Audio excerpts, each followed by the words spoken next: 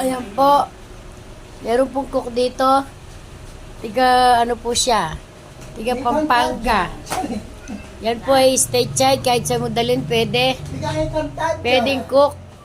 Pwedeng mag-parlor. Pwedeng babysitter. Pwede pong caregiver. Lahat na lang ng po ng care. Kaya po niyang gawin.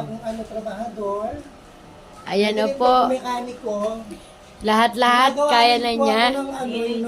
Gumagawa siyang tubo sa mga posong barado. Pwede po siya. Hindi ko kilala kung sino yung dumaan. Ayan na po, nagluluto. Asa may regla po siya. Automatic siya, wala siyang ganun-ganon. Walang ganun-ganon. Oo. O, yan po. Ayan na. Dahan-dahan po yung dede lumilitaw. Baka may sumuso. Nasa ano po kami ngayon? Sa Taytay, Rizal. Dito po siya nag-cook. Video at saka kaset. Nakamagulo. Siguro live.